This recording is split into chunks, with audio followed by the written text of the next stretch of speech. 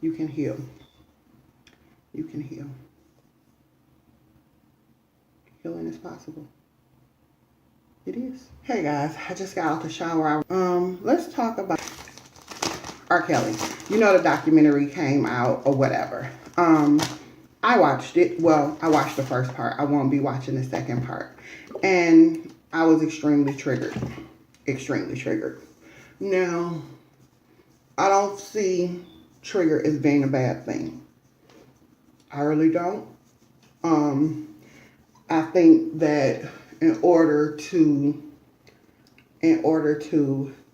heal, you have to face what hurt you. And so being triggered is your psyche's way of talking to you and maybe showing you stuff that you didn't know was in there. This is with Hazel. You didn't know was in there, or things you had suppressed. And, now you've arrived to a place of maturity where you're ready to face it.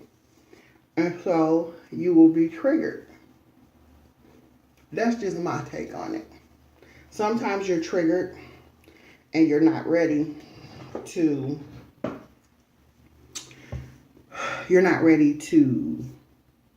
face it. But anyway, I was triggered.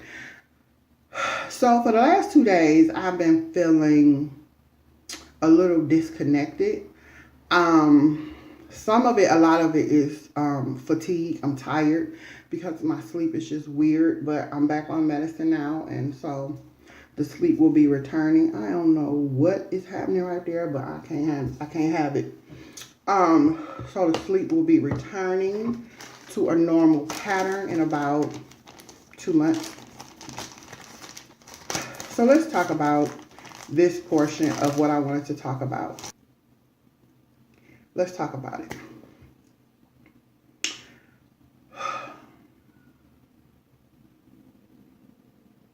We all have a past, okay? Some people's past is more traumatic than others. Some people's past is glorious. But I don't think anybody gets out of this life, or gets to adulthood without a scar or two. You just don't. Because you are a human being in the earth with other human beings. You have your personality, they have their personality, we all have our stuff. Nobody gets out or through. Let me say through. Nobody gets through without being scarred, even if it's just a tiny bit. Your past leaves imprints upon you. And you can either let those imprints be the ghost of your past that haunts you, or you can let those imprints be the fuel of your past that propels you forward. For me, I have arrived to a space in my life, in my healing, in my maturity, in my spirituality, where I choose to let what has happened to me be fuel. Now understand, I haven't always felt like that. I have sought revenge against my abuser. I have physically harmed him. I don't feel bad for what I did, because it was either him or us. I chose us. Us being me and my mom. Which brings me to my mom. One thing that came up for me because of this R. Kelly documentary is how nobody asked me why I snapped. They just knew I snapped. And I stabbed him. But they never asked me why. Like when we went back home, like home to my grandma, they didn't ask me why. They never asked me why. My mom didn't ask me. My grandma didn't ask me. Like when we went back home, when my granddad and my aunt and my uncle came and got us, we went home, and that was it.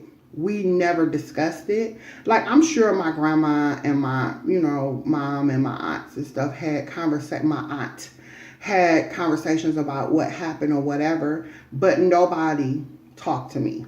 Nobody asked me anything. I didn't realize that until today. They never asked me why.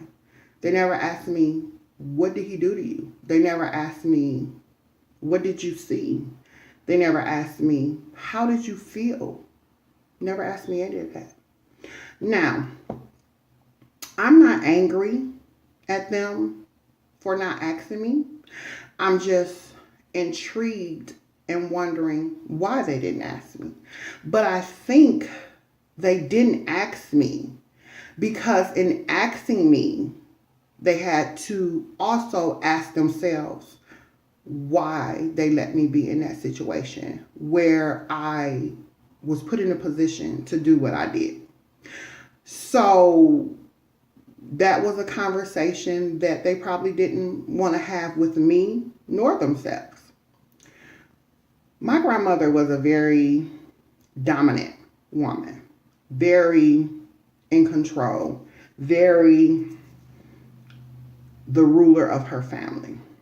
She was an amazing woman, God, she was just amazing. And I've often wondered why she let me go with my mom. Because my grandmother was the type of person where it was her way and it wasn't no other way. Point blank, period. But she let me go. And I've often wondered, why did she let me go? Because she could have kept me. Listen, you had to know my grandma. If she said I wasn't going, I wasn't going. She didn't give a shit what my mama said. But she let me go. Here's what I think. My grandmother had instilled enough in me. I was between the age of 5 and 8. Instilled enough in me to know that I could take care of myself. I also think that I was her leverage because I think she knew that it was going to come a moment where she would need something to use against my mom to get her back to the house and back to safety. So I was her leverage. I was her weapon. And she knew that I would tell her what was happening in that house. So I was her eyes and her ears. But what she didn't know was my mom had told me, you better not ever tell what's happening in this house. What happens here stays here. You don't tell nobody. So I was put in a position, do I keep secrets from my grandma, which I'd never done, or do I be obedient to my mama? And my mama is my mama. I love my grandma, worship her. But my mama is my mama. And so I never told.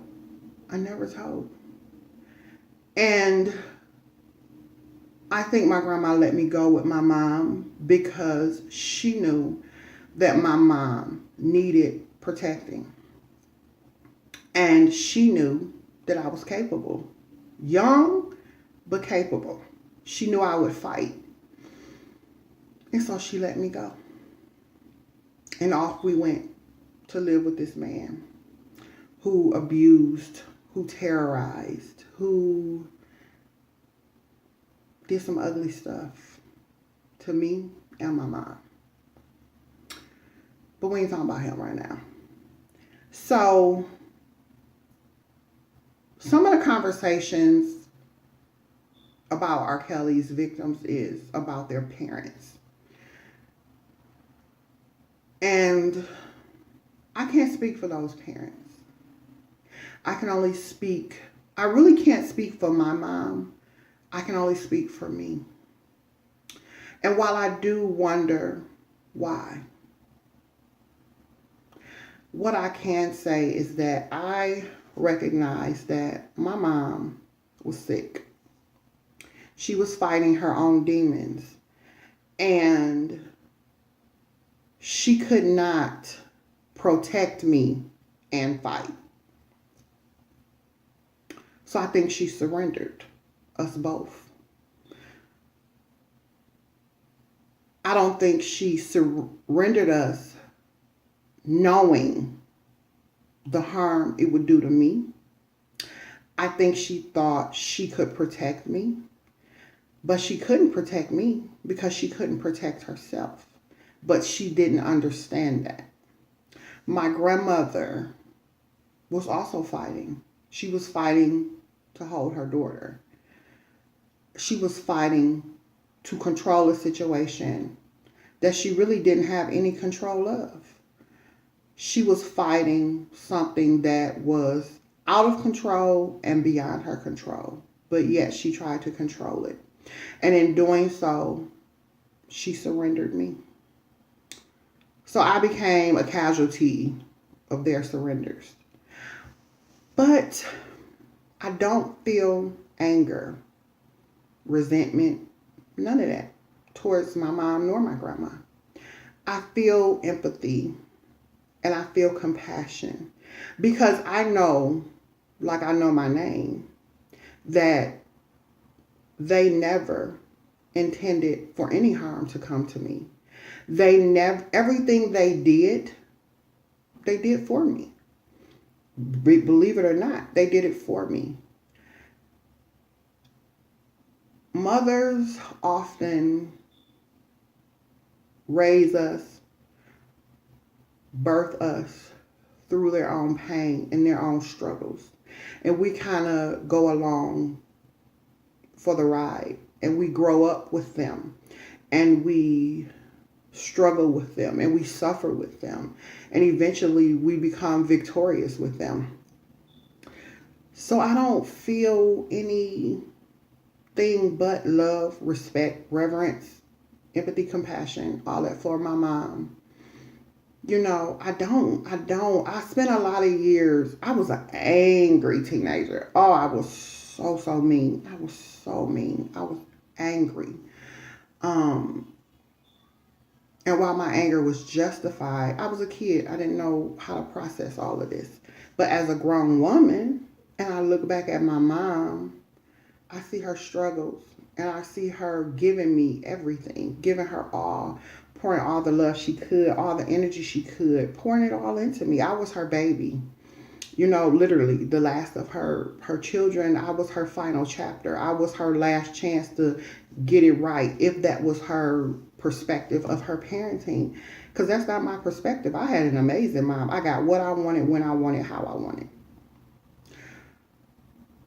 So,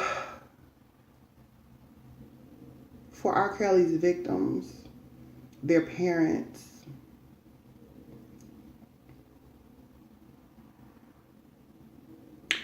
they need to heal as well. They need to be accountable. They need to start some conversations.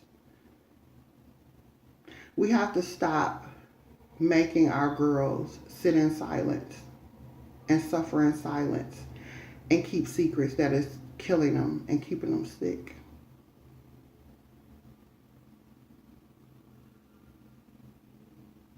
Because you will be surprised what a simple conversation could do. Just some answers. Just answers. Even if it's answers that you don't think your child is ready for, a simple answer could change the entire path of their lives. That's what I think. That's my take. As a person who has a past that has left some imprints,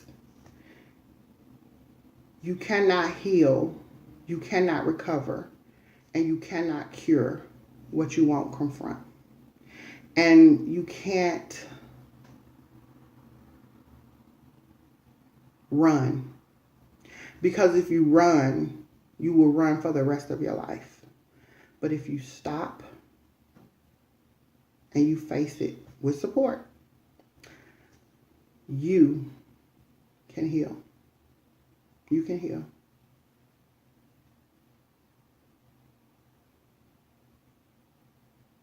Healing is possible.